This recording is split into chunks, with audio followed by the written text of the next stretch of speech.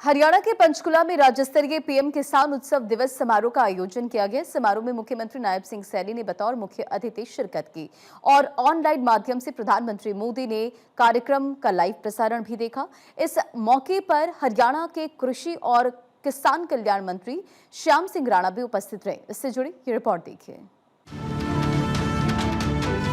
मुख्यमंत्री नायब सिंह सैनी ने प्रधानमंत्री किसान सम्मान निधि योजना के तहत 22वीं किस्त जारी करने के लिए प्रधानमंत्री मोदी का आभार व्यक्त किया है। उन्होंने कहा कि ये वित्तीय सहायता देश के किसानों को दिए गए भरोसे का प्रमाण है। ये उस संकल्प की पुनः पुष्टि है जो प्रधानमंत्री नरेंद्र मोदी ने हमारे अन्नदाता के कल्याण के लिए लिया है। मुख्यमंत्री ने कहा, किसान प्रधानमंत्री नरेंद्र मोदी की योजनाओं का केंद्र बिंदु है। प्रधानमंत्री ने पिछले एक दशक में किसानों के कल्याण और सशक्तिकरण के लिए निरंतर कार्य किया है। नायब सिंह सैनी ने कहा कि उन्हें प्रसन्नता है कि प्रधानमंत्री नरेंद्र मोदी ने आज प्रधानमंत्री किसान सम्मान निधि योजना की 22वीं किस्त के तहत हरियाणा के 15,86,000 किसानों के बैंक खातों में 328 करोड़ रुपए पहुंचाने का कार्य किया है। इसे मिलाकर किसानों को 22 किस्तों में कुल 7,562 करोड़ रुपए की राशि जारी हो जाएगी। उन्होंने कहा, पीएम किसानों को सम्मान निधि देने के साथ साथ खाद पर भी सब्सिडी उपलब्ध करवा रहे हैं। उन्होंने कहा, चाहे प्रधानमंत्री फसल बीमा योजना हो, प्रधानमंत्री कृषि सिंचाई योजना, कुसुम योजना के तहत किसानों को सोलर से जोड़ने का काम हो, प्रधानमंत्री मोदी निरंतर किसानों को सशक्त करने का कार्य कर रहे हैं।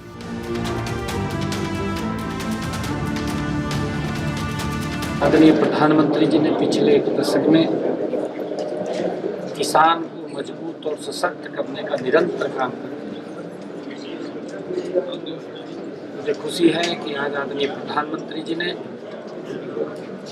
देश के किसानों के खाते में 22वीं किस्त प्रधानमंत्री किसान सम्मान निधि की पहुंचाने का काम आज किया है।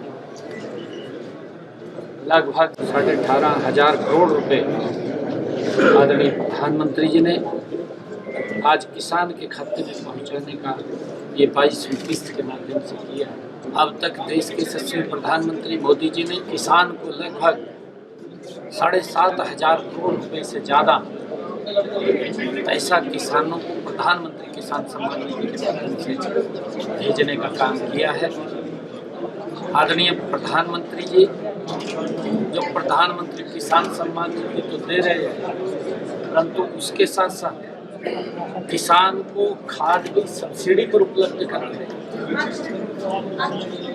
लगभग जो 3,000 रुपये का यूरिया का थैला मात्र 300 रुपये के अंदर उपलब्ध आदरणीय मोदी जी लाने का काम कर रहे हैं।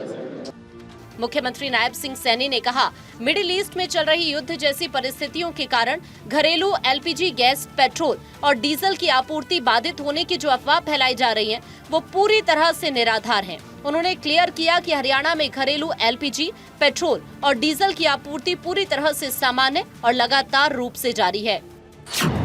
मुख्यमंत्री ने इस संबंध में खाद्य, नागरिक आपूर्ति और उपभोक्ता मामले विभाग के वरिष्ठ अधिकारियों और तेल कंपनीज के प्रतिनिधियों के साथ मीटिंग कर प्रदेश में ईंधन और गैस की उपलब्धता की समीक्षा की। बैठक में तेल कंपनीज के प्रतिनिधियों ने मुख्यमंत्री को आश्वस्त किया कि राज्य में पेट्रोल, डीजल और एलपीजी का पर्याप्त स्टॉक उपलब्ध है। साथ ही गैस की आपूर्ति लगातार प्राप्त हो रही है। उन्होंने बताया कि कमर्शियल गैस सिलेंडरों की आपूर्ति में अस्पतालों, शिक्षण संस्थानों और अन्य जरूरी सेवाओं को प्राथमिकता देते हुए व्यवस्था की गई है। इसके अलावा तेल कंपनियां शेष आपूर्ति को भी पूरी तरह से सुचारू बनाए रखने के लिए लगातार प्रयासरत हैं, ताकि आम उपभोक्ताओं को किसी प्रकार की असुविधा न हो।